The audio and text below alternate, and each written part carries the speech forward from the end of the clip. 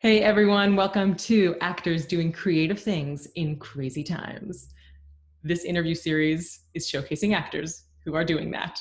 And it is brought to you by the Actors Leveling Up Facebook group and intothework.com. And it is co-hosted by myself, Ayelet Furstenberg, and Timothy Hulls, who is also doing the interviewing. And today we are interviewing Kevin Kemp. He's an actor and a director. And when Corona times happened, he got really creative and started something called the Streaming Theater. And they are an online performing arts center, right? They make their own work, they showcase the works of others, and they're pretty badass. So let me hand it over to Timothy Hulls and Kevin Kemp. Kevin, Oh, hi. hey, thanks for doing this. I'm so excited. Thanks for having me. So tell me a bit about what you've been creating this time with the streaming theater. Cool. So, yeah, I'm an actor and a director, kind of primarily as my normal job. And then when COVID hit, as we all know, everything kind of dropped off the map, and it was all very sad. And I just wanted to make a place where people could still come together and collaborate. And I saw all the individual streams that were going on, like actors doing monologues and musicians doing little gigs and stuff. And I love them so much. But I think what I love about the performing arts is when we can all come together. Like I feel like when the work gets its richest and when we get the most smiley and when we feel most excited is when we can be in a rehearsal room together. So I kind of wanted to recreate that. I started the streaming theatre, and initially it was just for me and my friends and people I've worked with before. And we did a live gig night as our first night, and that was really fun. And it Did anyone come? They did, yeah. So first night we started with, I think it was just an audience about 150. And then the next show we did was a comedy Macbeth with a company back in the UK that I've worked with loads.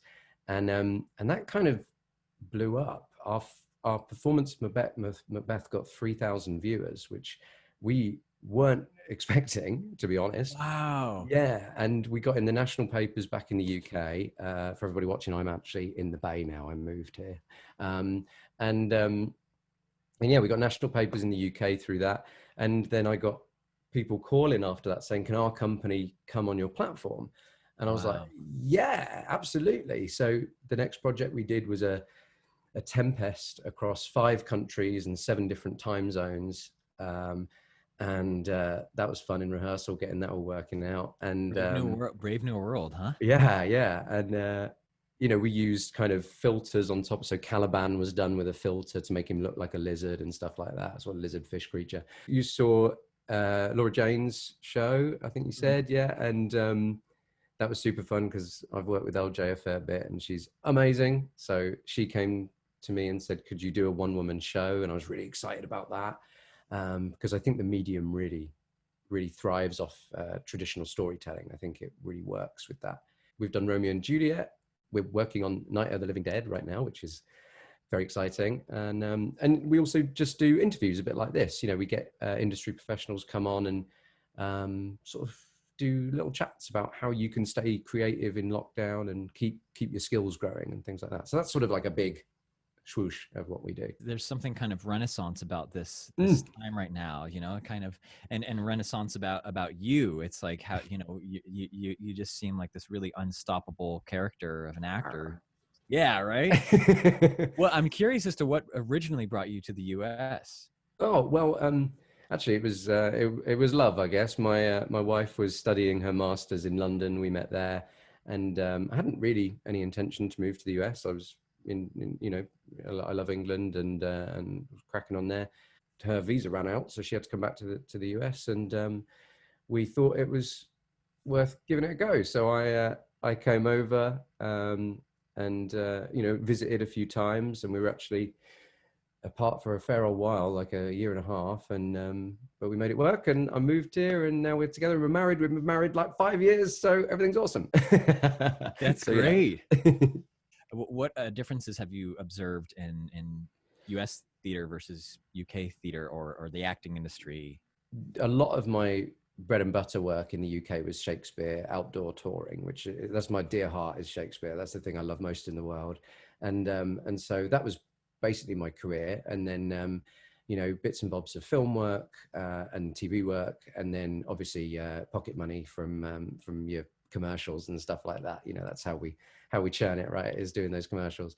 And and London was a very typical market in that sense. You know, very quick turnover, especially with commercials. You know, you're auditioning one day and probably shooting the next day. But you get a really tight community with your theatre touring. You know, you get to know those companies really well. In fact, the comedy Macbeth we did was with one of those companies that I've toured with, you know, for many years, and they're dear friends of mine now. And then moving here, the first place I moved to was the Bay, and I found the community so exciting. Like the theaters all knew each other, even the casting directors all knew each other in the commercial world and the film world. And that was really fun because it felt like you met somebody and they'd be like, oh, you know who you'd really like? And then you could go off and meet somebody else. So the Bay entertainment community, I think, is like none other. It is a big family. And now I'm down in LA, and obviously LA is that market, right? It is that same market as London. It is a hard, fast market. And obviously the big work is there, but I do miss the Bay, man. It's a beautiful community, right? It's true. It's so true. And I know you and I have a lot of mutual people that we've worked with. We do, yeah. Something like there is something about it. Each company has a really distinct personality as well. When I go and see shows at different companies, I'm really like, yeah, this is your work, and they have such ownership over their work. Right. And I think it's some of the best theatre I've seen in a long time. Like, you know, being in London for so long, obviously you get off sort of off the big shows, you know, and you can find that kind of really exciting groundwork. But the Bay has got some real drive in their theatre work. It's really exciting stuff. Going back to the streaming theater and the fact that you're taking like so much initiative, being so innovative in this time. I mean, did you always have that, or what? How did you develop into someone who's like, I'm not going to be cynical. I'm just going to keep, doing work and executing. Because it's a hard time, right? We're sitting in our isolation, and it's so easy to just drift into that nihilism and go like, oh, I'm just going to eat cake. That's all I'm going to do. And I have eaten a fair amount of cake. I hope to always have a positive outlook. I really strive to keep positive, try and better myself every day. That's sort of something I'm really passionate about. And so when it hit, I was like, okay, how can I stay connected to the community that I love? How can I keep creating art? Because that's the thing that I love most. And how can I maybe offer a bit of fun for people and a bit of relief from this? And I've always just been a tech nerd as well. You know, I'm a huge gamer, and I love gadgets and stuff. So I was like, okay, maybe I can crack this streaming thing. So I downloaded more software than my laptop has ever had on it, and bought a load of hardware and tried to crack it. So that's what that first gig night was about. I got three musicians. We didn't want to settle for not good audio, so I looked into a ton of software, and we eventually fell onto Clean Feed, which you guys can use for free. It's really fun. And it's just a browser-based, basically like a browser-based ISDN, which just gives you a really nice clean line of audio. You know, you don't get any of the compressors on it or anything like that. It does unsync with the video if you're lifting the video off Zoom. But we were like, no, the audio is the most important thing on a gig night. So we chose to sacrifice that audio sync. And it was only by half a second or so, but you can feel it, right? When somebody's like, and there we go, you know, it's like weird. So, right. So we just dived in, we did that gig night. People really enjoyed it. And I got each musician to put different devices up in the house so we could cut to different cameras and try and create a little bit of a live sort of music video. And we put different film grades on it and stuff like that to change the coloration of the video. And so you had, and you were able to, and sounds like Clean Feed or the way it's all organized, you're able to have all the audio tracks be on top of each other, or like, how does that work? How do you make music happen with streaming? So with this night, we just had individual artists. So we had an acoustic guitarist, we had a looping artist, and then we had two people who lived together who were musicians. And so in terms of, syncing that music, it was okay, because essentially it's just one artist playing one set, then we go to another set. But saying that, I'm currently working with some profs at Napa Valley College who seem to be cracking this low latency internet work. So fingers crossed, in the next few weeks, I'm hoping that I'm going to be able to do a gig or maybe a couple of months. Give me a couple of months. Do a gig with musicians in different areas, live jamming together. Wow. Yeah. They've already done tests, and they've got a pianist in LA and then a singer in New York, and they managed to sync it up and get it working. I think that gives hope to a lot of people like Yeah. I Elliott who want to, do musicals and sing together live. And so it sounds like you found something that's promising that is going to give them opportunities. There are some people who are just taking this moment to trudge forward and be innovative, but there's some people who are just beaten down by the circumstances. Absolutely. Right. And I wonder what it is for you. Like, how do you maintain positivity? What do you do to recharge? And also how do you keep showing up every day? I think everything, I don't know how like hippie we want to go right now. I'm quite a big Let's hippie. go full hippie. Let's go full hippie. All right. I'm quite a big hippie, guys. So bear with me here. Everything about my life is about peace, and peace doesn't always mean happiness, right? Like, to be peaceful in chaos, I feel like is a much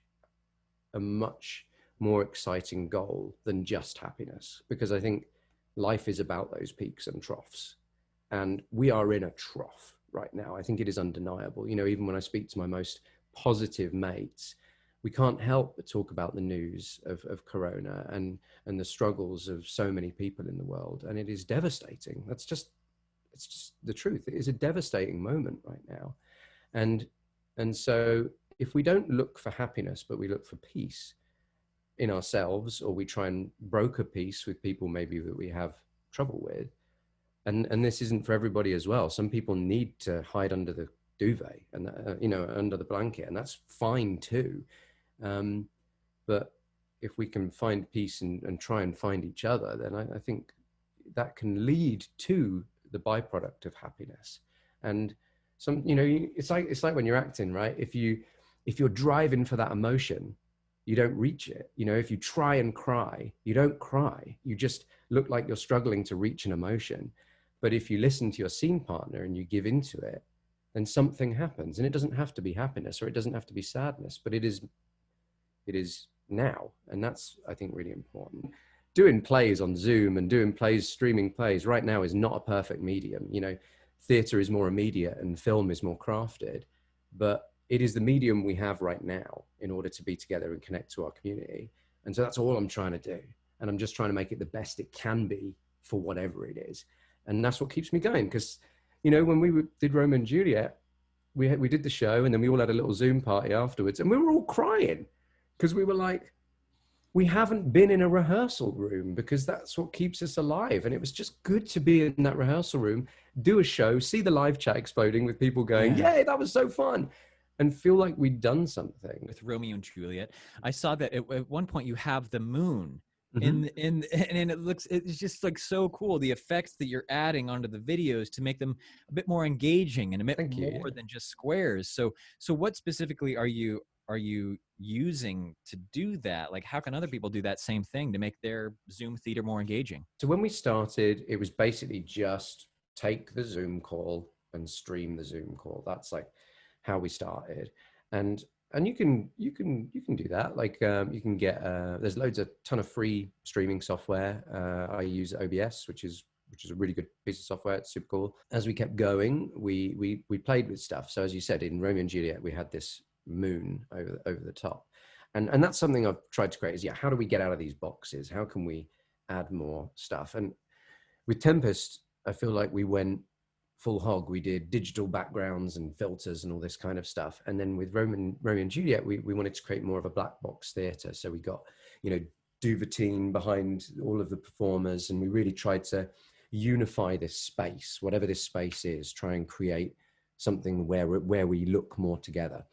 So that was just Duvetine backdrop, some better lighting. And then for the moon, I created an alpha channel digital asset. So it's literally just a transparent video, and you can drop that transparent video on top of the layer of the performance. So if you've ever done if people haven't done like video editing before, if you've just done like maybe photo editing, or, you know, even on your phone, right? When you post something to Instagram or something, you can add like writing on top of it, you know, where you just take a picture and you drop like a badge on top of it or something like that. It's exactly the same theory. You just lift the Zoom stream, throw it into the video editor, and then I take a transparent video digital asset, and then you throw that on top, and then you stream that finished thing out of there. Do you help other actors or directors or people wanting to stream their own theater companies? Like, have you? Yeah, absolutely. Yeah, that's sort of the big thing that happened after our own productions was we got theatre companies calling us, and Laura Jane Bailey just called me, and because streaming isn't as simple as you'd hope it to be. It can be a bit complicated, and so yeah, I just wanted to say, like, look, even if you don't know anything about technology, if you can jump on a Zoom call with me, we can get your show out there. And so yeah, That's we great. can. Yeah, for anybody that doesn't know anything about technology, you can still call me, and we can still get your show out there, and that would be really fun to do. Going back to Romeo and Juliet, how did you do the fight choreography? Yeah, that was fun. So if anybody hasn't seen it, you can jump on thestreamingtheatre.com and you can click a link and you can watch Romeo and Juliet and see the fight as well. And so me and Matthew Cowell, who's technical director at Shakespeare Napa Valley College Performing Arts Centre, are both fight directors. I have been a martial artist since I was about 15 and love martial arts movies, and have choreographed for film and stage.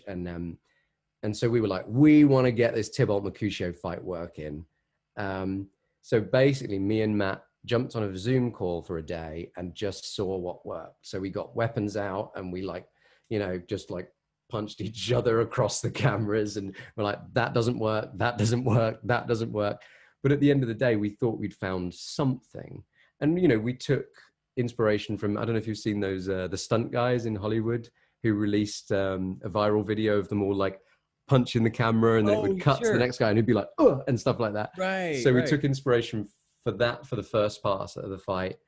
And then we like got them to, I don't know which way our cameras are, but if I'm looking at you now, we got them to turn to look at each other. And then we did a sort of, you know, those old Mortal Kombat games or Street Fighter games, kind of a 2-on-2 versus kind of, and that was inspired from that. And I did play for a short while with putting health bars on them, but we decided to cut that in the end. But yeah, so it was that, and then building the lily. Indeed. Well, that's what I love, is that you've just infused so much play into the virtual sphere of acting, and there's so you know, I see that too. Like, there's so much possible. There's so many possibilities with virtual theater these days. I mean, one can be cynical about it, but there's just so much to do. It is interesting, right? I had somebody say something really interesting where they said that because actors are looking down lens instead of looking at their scene partner, the audience for this medium shoulders the emotional responsibility of the scene partner. And so you get something that's different to theatre and film. And again, it's not ideal, but it's something, you know, it's something new. And also the live chat we've found has been a really interesting kind of experience, that in theatre and in film, really, you know, you can't sit next to your mate and go, whoa, that was weird.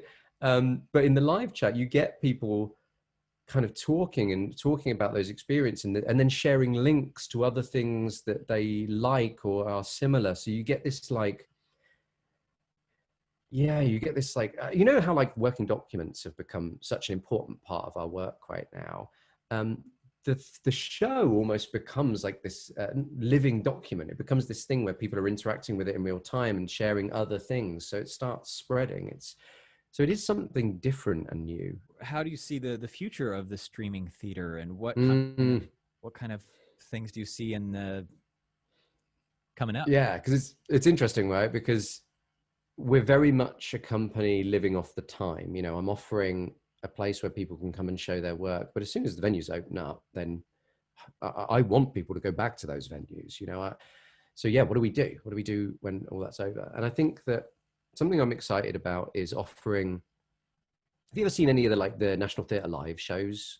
There's a live show with an audience, and then they broadcast it out to cinemas and stuff like that. Maybe offering that to the smaller companies and individual artists, so that they can get their live shows out to more people, and we create that experience for smaller level artists. Because yeah, National Theatre in the UK have got that because they've got a ton of money, but not everybody has that.